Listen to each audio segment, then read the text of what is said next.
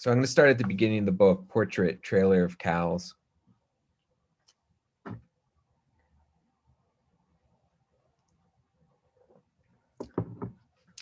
I spent all morning making sense of my goodness.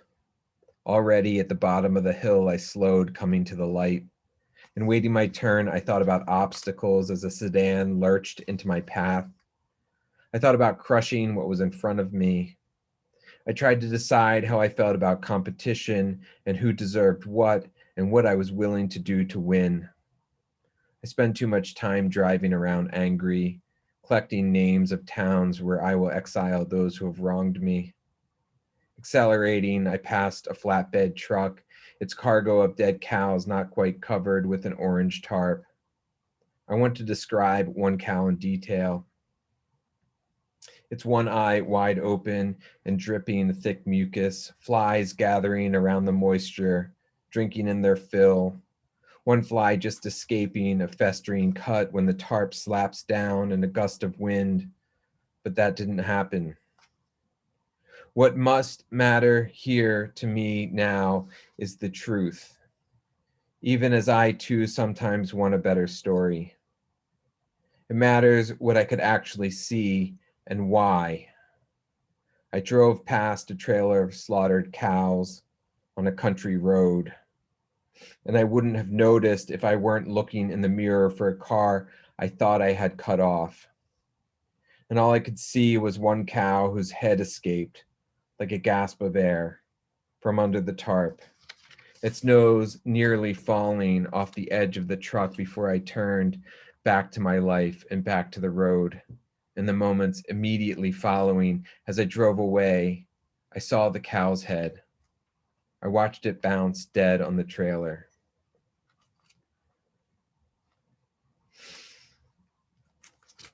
This was a literary joke that I was thinking of, Joanne, when you were reading your poem about the heroine. I was thinking I have some poems with heroine in them too, and this is one, but it's a different heroine.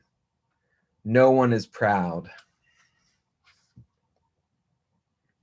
No one is proud of drug addiction, or a son with addiction, or a cousin who stops calling his mother. No one is proud of an accident. No one is proud their grandmother was mean like a dog, a secret smoker. No one spends Saturdays talking about house painting, how they would have made it pro at house painting if they could have figured out school and going to class more times than not. No one is proud as they get hooked on painkillers, wrapping car after car around the same tree. No one I know goes to church and believes much, but it's nice to see everyone no one likes when they can't find a job and spend hours surfing the internet for what might take them away a little, feel a certain way, or feel anything at all, even if it's anger. No one likes anger. No one likes losing it at their kids, throwing their kids' toys that were left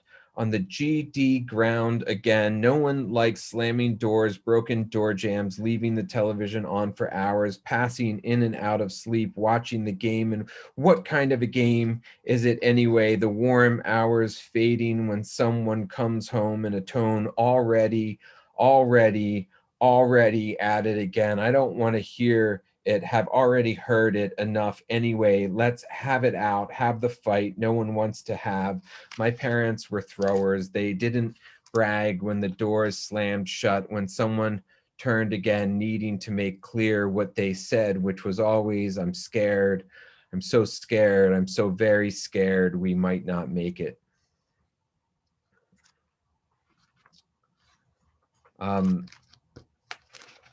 This is a bit of a companion to that one, Elegy in Anger. So what? He died. So what? Before we knew they'd cremated him, so what? There were no pictures.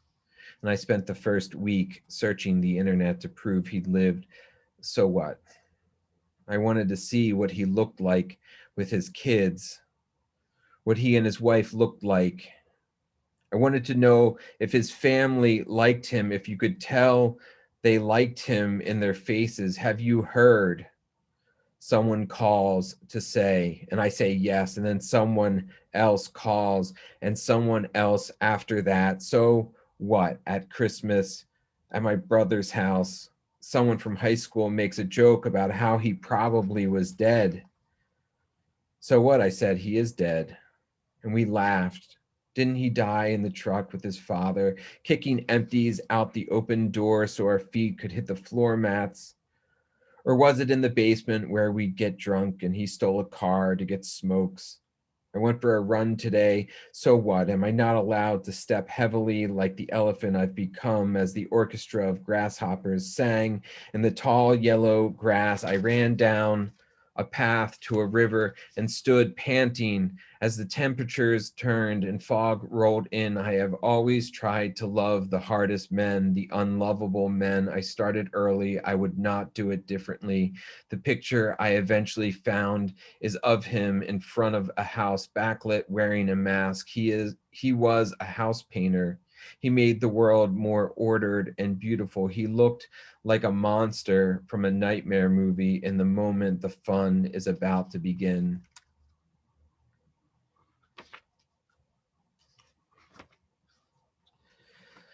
One more poem about my good friend from high school who we lost to addiction at this point a number of years ago. And it had been a decade before that that I had last talked with him, which was an okay thing. But it's a Philadelphia poem, and it's about the river walk. It's not really about the river walk. It takes place on the river walk. Not that anybody would know that, and not that the river walk was even a thing when this poem was written. You might ask how we made it submit. You might ask how we got to the river, or what we found there, and weren't we worried? Someone might have beat us to it, found it first by the flood wall, that they might have waited for us, recognized us, turned on us. You might correct me, say back then the river was undeveloped with its current condos and storefronts and walkways and gardens. You might point to the one building growing moss up its brick exposed back. You might say not unaccusingly that if we arrived when the trains arrived, whistling and pouting the way trains do, we would be nearly all to ourselves in daylight as the shadows of the overpass and the music of the highway stretched toward us, alone with the fumes and whatever the green algae on top of the water smelled like that day, this day, any day. You might ask, were we alone then as you are now? You might ask, did we do it out of anger, or was it out of fear or resentment or some other abstraction you imagined? You might ask what we got out of it. Pointedly, you might ask, did it get me off?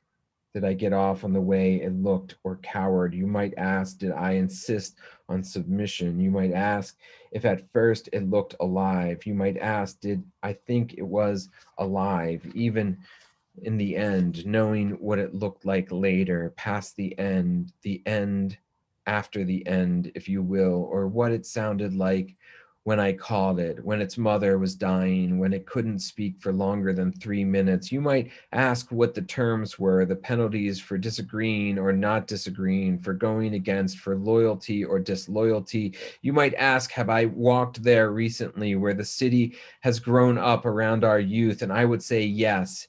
It is different. Graffiti on the trains, tall glass buildings and new glass buildings. The city, I would say, is a new place, and so am I. The line of flesh breaking through the moss, a bit of blood and gut vine growing up the building's spine, and the music of something breaking. I know what we agreed to was complete, was devastating and imprisoning. I will say you'll lose equally what you gained here. You wanted me to tell you what we wanted. We wanted everything in the pre-muzzle morning and in the afternoon when it was still pre-human, when its sounds were bird-like and its shape unclear.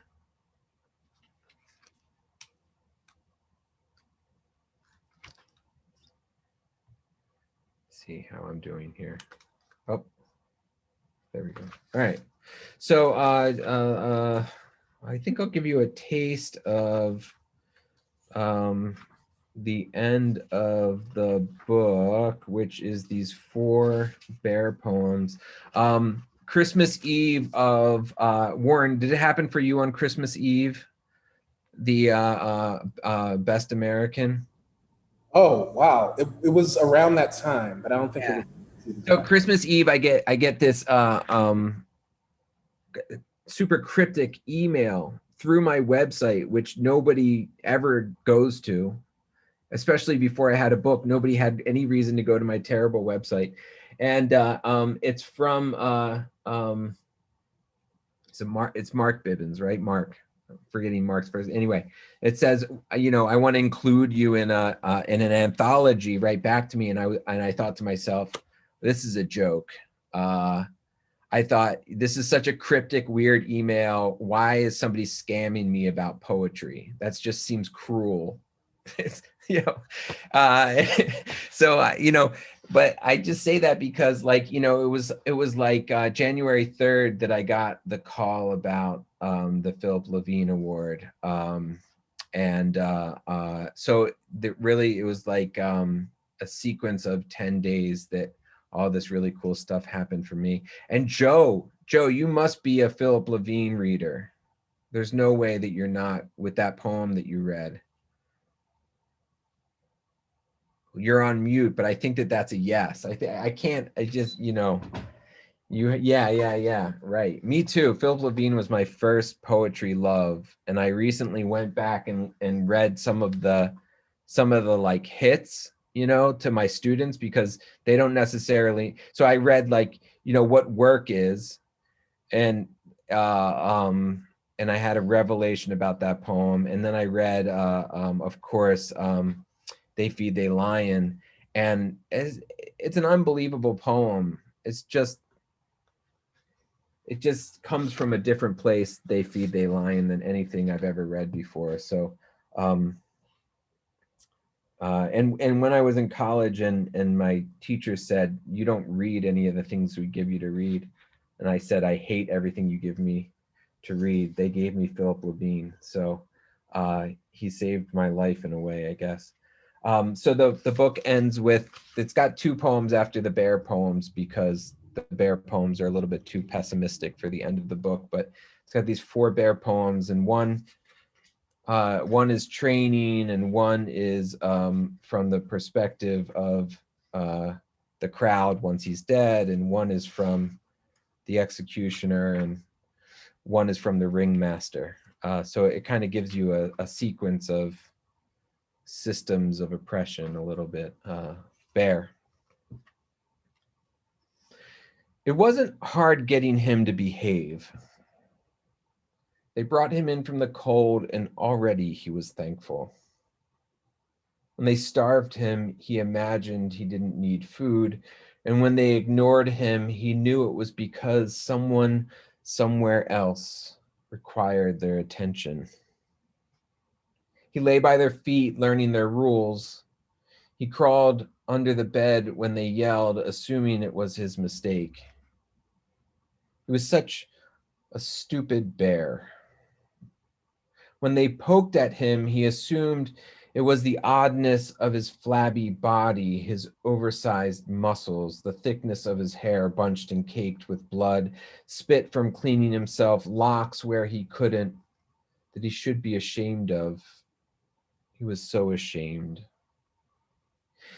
He had a hard time making sense when they shaved him, sent him out on stage, but he knew they had their reasons. When they turned off the house lights so he couldn't see the gathered crowd, he started to roar, knowing he could be the monster they had come to see. He thought, I should always be the show. He learned to dance, he learned to twirl, to know instinctively what was around him without looking. He learned to never ask questions. But when they asked him, he could lie down, he could stand and straighten his back, he could look happy or almost human. When they brought in another bear, he became sad beyond any sadness he had felt in years. When he got old, when his muscles tired, when they needed his warmth, he let them take a knife to him. Make it slow, he said, becoming their new skin. He licked at their necks. He lay peacefully over them, keeping them warm. Thank you.